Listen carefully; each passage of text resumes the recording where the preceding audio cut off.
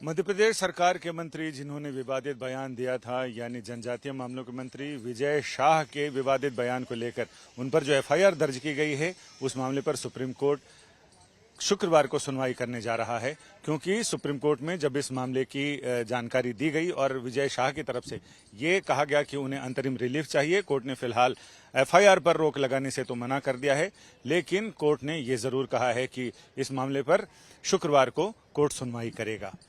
अब हम आपको बताते हैं कि विजय शाह का मामला क्या था। 12 मई को उन्होंने भारतीय रक्षा मंत्रालय यानी रक्षा मंत्रालय का एक चेहरा कहें, कर्नल सोफिया कुरैशी, उनको लेकर विवादित बयान दिया था। महू के पास एक गांव में एक जनसभा को संबोधित करते हुए विजय शाह ने बहुत आपत्तिजनक चीजें कही थी, जिस पर लोगों में भयंकर रोष था और लोगों ने सोशल मीडिया पर उनकी मजम्मत करनी शुरू की। हालांकि उसके बाद जब तक विजय शाह को अपनी गलती का एहसास हुआ, तब तक बहुत देर हो चुकी थी।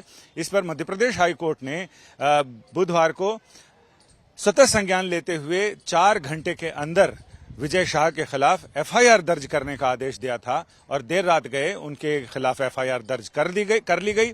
उसमें लोगों के प्रति नफरत फैलाने वाले, गैर जिम्मेदाराना बयान देने और इन तमाम धाराओं में एफआईआर दर्ज की गई। एफआईआर दर्ज होने के कुछ ही घंटों बाद विजय शाह ने सुप्रीम कोर्ट का रुख किया। सुप्रीम कोर्ट में उन्होंने ये गुहार लगाई कि उन्होंने कई बार माफी मांग ली है, वीडियो बनाकर भी और जनता के बीच भी, सोशल मीडिया पर भी और सभी जगह।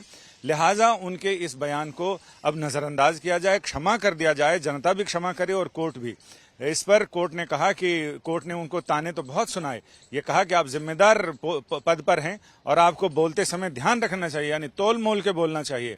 और अब सुप्रीम कोर्ट में इस मामले की सुनवाई जब शुक्रवार को होगी तो देखना दिलचस्प होगा कि सुप्रीम कोर्ट का रुख क्या रहता है। क्या सुप्रीम कोर्ट उनकी माफी को मान लेता है या फिर कोर्ट कुछ नए तरीके से इस मामले में कोई नया रास्ता निकालता है।